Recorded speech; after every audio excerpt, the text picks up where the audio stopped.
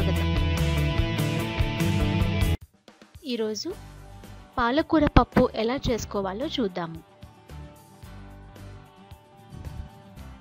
కావాల్సిన పదార్థాలు: కందిపప్పు 100 గ్రాములు, పాలకూర 1 కట్ట, ఇలాచీ 1, లవంగాలు 2, పచ్చిమిరపకాయలు 4, ఉల్లిగడ్డ 1, అల్లం వెల్లుల్లి పేస్ట్ 1 టేబుల్ స్పూన్, కరివేపాకు 1 రెమ్మ, పండిన టొమాటో 1, పసుపు 1 టీ స్పూన్, కారప్పొడి 1 టేబుల్ స్పూన్, నీళ్లు కందిపప్పు ఉడికించుకోవడానికి కావాల్సినన్ని, ఉప్పు రుచికి సరిపోయేంత, గరం మసాలా 1 టీ స్పూన్, నూనె 2 టేబుల్ స్పూన్లు.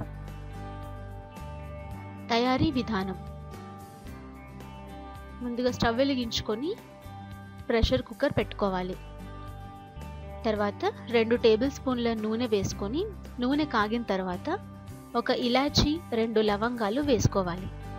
అవి కాస్త క్రాకిల్ అయిన తర్వాత పొడుగ్గా ఘాటు పెట్టుకున్న 4 పచ్చిమిరపకాయలను వేసుకోవాలి. పచ్చిమిరపకాయలు కాస్త వేగిన తర్వాత అందులో సన్నగా తరిగిన ఉల్లిగడ్డ ముక్కల్ని కూడా వేసుకోవాలి. ఉల్లిగడ్డలు కొంచెం వేగేంత వరకు, అంటే లైట్గా రంగు మారేంత వరకు వేయించుకుంటూ ఉండాలి.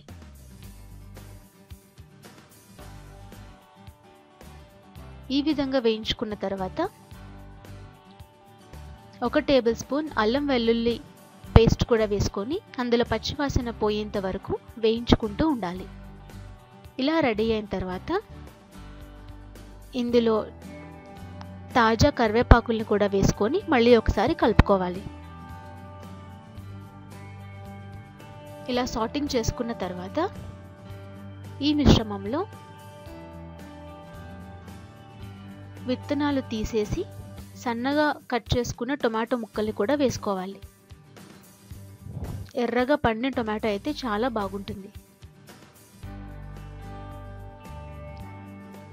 ఇలా కలుపుకున్న తర్వాత చిటికెడు పసుపు కూడా వేసుకొని మళ్ళీ ఒకసారి కలుపుకోవాలి.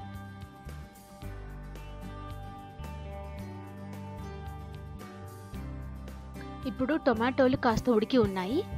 ఇందులో కట్ చేసి పెట్టుకున్న పాలకూర ఆకుల్ని కూడా వేసుకోవాలి. ఇలా వాటర్ని అంతా స్క్వీజ్ చేసుకుంటూ వేసుకోవాలి.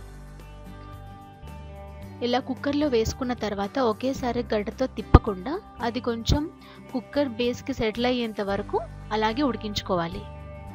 మనం గమనించవచ్చు పైన నీళ్లు ఊరుతూ ఉన్నాయి. ఇలా నీళ్లు ఊరినప్పుడు ఒకసారి కలుపుకోవాలి. ఇలా కలుపుకున్న తర్వాత 1 టేబుల్ స్పూన్ కారం కూడా వేసుకోవాలి.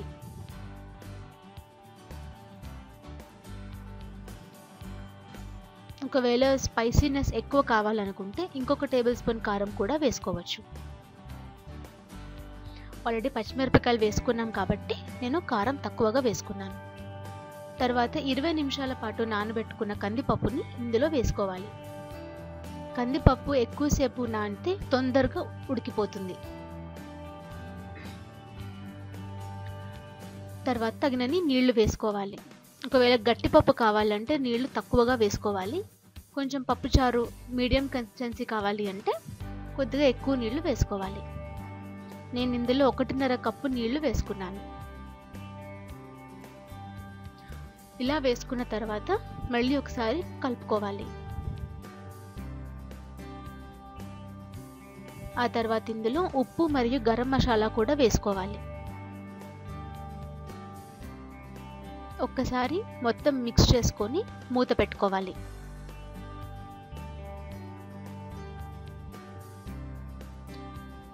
ఇలా 4 విజిల్స్ రావాలి. తర్వాత స్టవ్ ఆఫ్ చేసుకొని ప్రెషర్ మొత్తం తగ్గిన తర్వాత నిదానంగా మూత తీసి ఈ విధంగా పప్పు కవ్వంతో రుబ్బుకోవాలి. ఇలా రుబ్బుకున్నట్లయితే పాలకూర ఆకులు మరియు పప్పు 2 ఈవెన్గా కలిసిపోతాయి.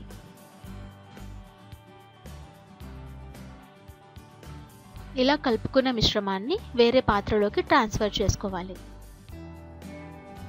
అంతే, పాలకూర పప్పు రెడీ అయిపోయింది.